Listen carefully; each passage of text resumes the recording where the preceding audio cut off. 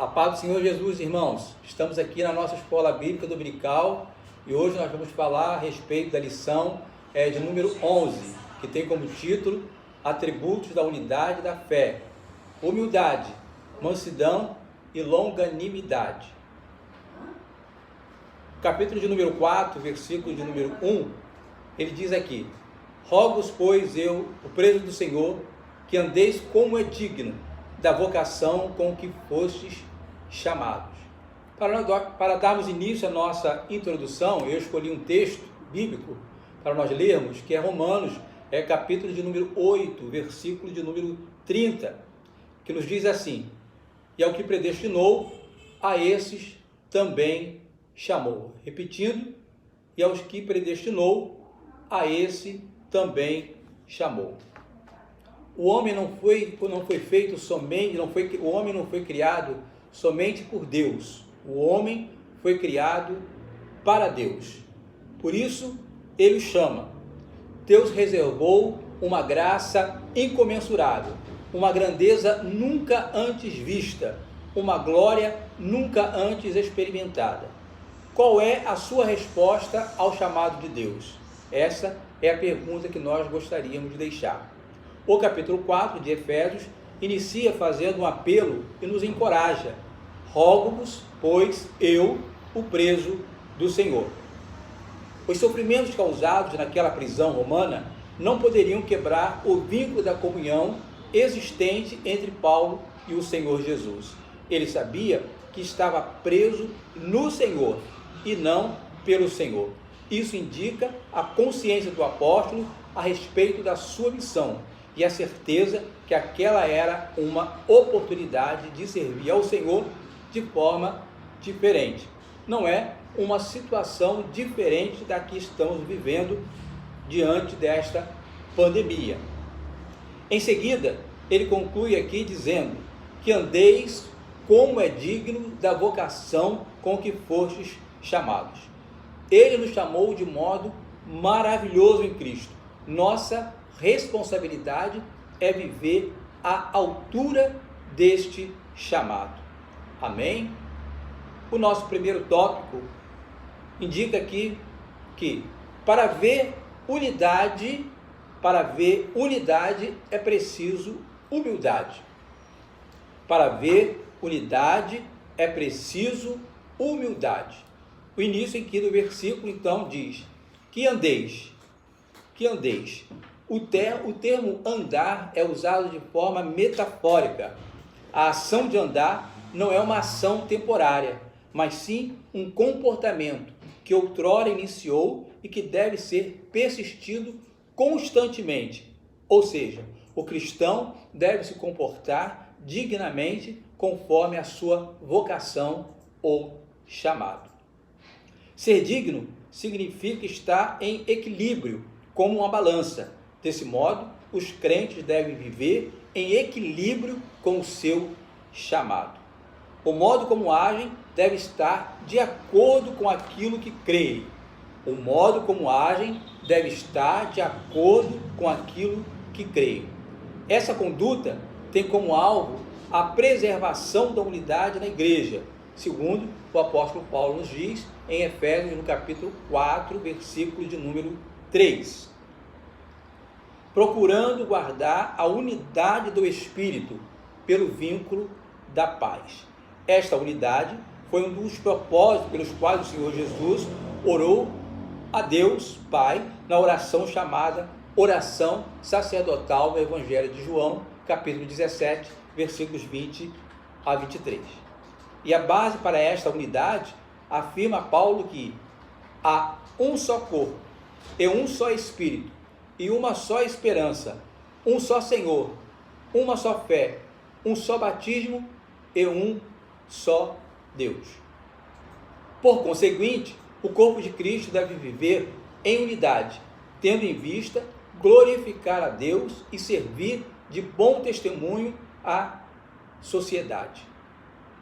O Senhor Jesus, ele nos fala a respeito desta missão no Evangelho de Mateus, no capítulo 5, nos versículos 13 e 14.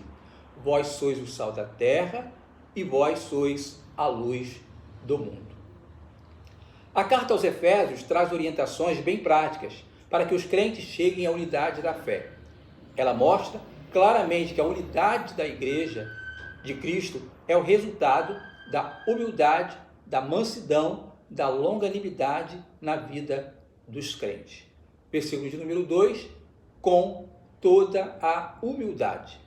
A humildade é uma virtude indispensável à comunhão da igreja.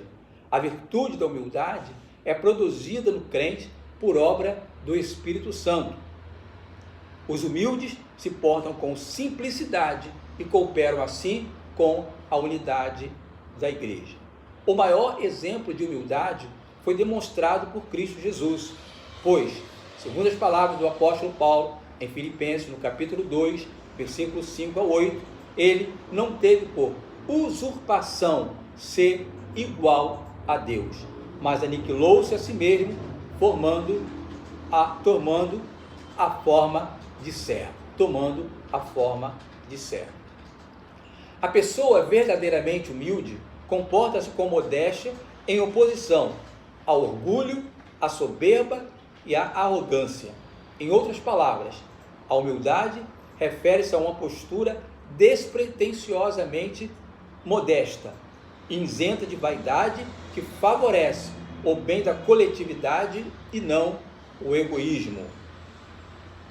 Porém, meus amados irmãos, é preciso estar alerta também quanto à falsa humildade, que é o comportamento dissimulado por alguns, que é confundida por outros como baixa autoestima, timidez, complexo de inferioridade ou autocomiseração.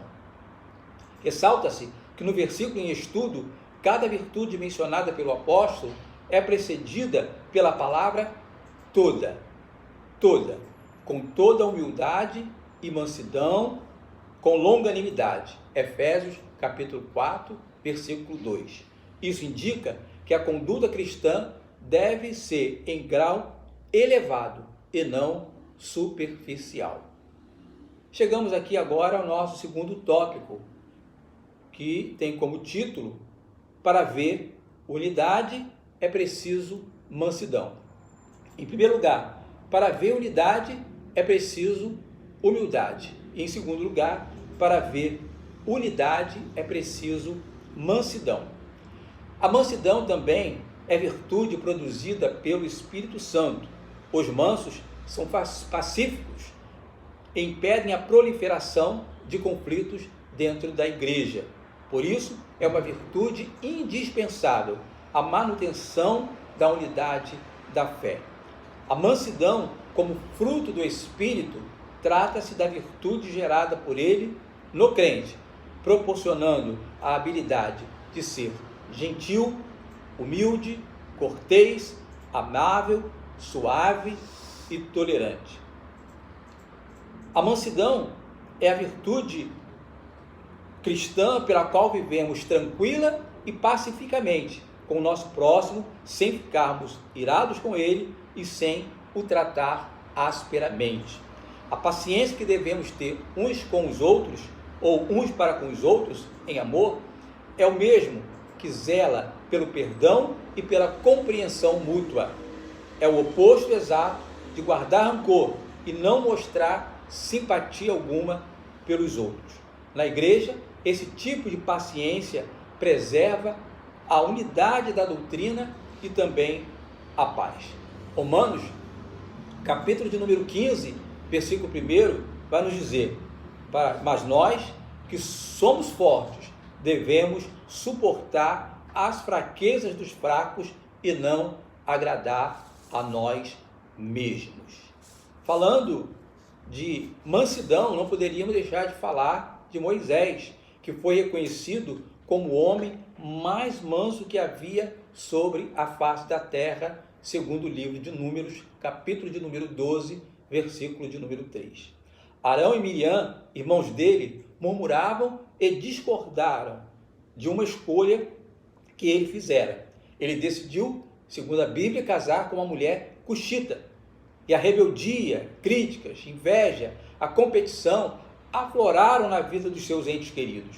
Não obstante, Moisés manteve a serenidade permaneceu centrado, não revidou o ultraje e aguardou o agir de Deus com paciência. Que belo exemplo para todos nós. Nesse aspecto, sublinha-se que todo aquele que possui a virtude bíblica da mansidão tem um comportamento de conciliação. Isso se refere à postura comedida e equilibrada diante das circunstâncias adversas, e transmite também a ideia de pacificação, um meio harmonioso de administrar os conflitos. O nosso terceiro e último tópico sobre unidade, como já vimos, para haver unidade é preciso humildade. Para haver unidade é preciso também de mansidão. E em terceiro e último lugar, para haver unidade é preciso longanimidade para o exercício do perdão. A longanimidade capacita o crente a ser tolerante com os defeitos alheios, isto é, uma qualidade que ela é produzida pelo Espírito e que capacita o crente a suportar as ofensas sofridas e ainda a perdoar o ofensor. Essa virtude é indispensável para sermos tolerantes uns para com os outros, conforme o apóstolo Paulo ensina na carta aos Romanos, capítulo de número 14. O Senhor é apresentado como longânimo e tardio em irar-se, em algumas passagens, como por exemplo, Salmo de número 86, versículo 15, capítulo 1, versículo de número 3. Em termos gerais, essa virtude significa tolerar pacificamente a má conduta dos outros. Isso quer dizer que uma pessoa longânime possui uma grande paciência. Uma pessoa assim é tolerante, clemente e transigente com os erros alheios, não significando, porém, que é conivente ou complacente com o pecado, ou que é insensível diante das injustiças, mazelas e iniquidades do mundo perdido. Literalmente, significa um longo fôlego, ou seja, uma grande capacidade de resistência para suportar uma pressão continuada. Portanto, suportar os erros dos outros e as adversidades da vida é o lado prático da paciência. O exercício da paciência, contudo, requer a virtude do amor, que é o princípio basilar de todas as ações do crente salvo por Jesus Cristo. Versículo 2, suportando uns aos outros em amor. Como o apóstolo Paulo já havia dito lá naquela carta de 1 Coríntios, capítulo 13, versículo 7. O amor tudo suporta. Queremos então aqui concluir esta aula dizendo que vimos então até aqui esse apelo, esse convite que o apóstolo Paulo faz aos crentes para um viver digno de uma perfeita unidade.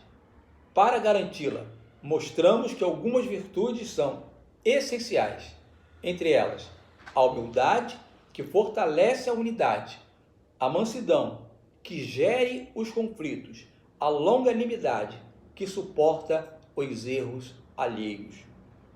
Quando os crentes vivem essas virtudes, as dissensões desaparecem e o nome do nosso Senhor e Salvador Jesus Cristo, ele é glorificado. Que Deus então assim nos ajude e abençoe, que esta lição ela possa edificar a sua vida. E até uma próxima oportunidade, que Deus nos abençoe. Amém.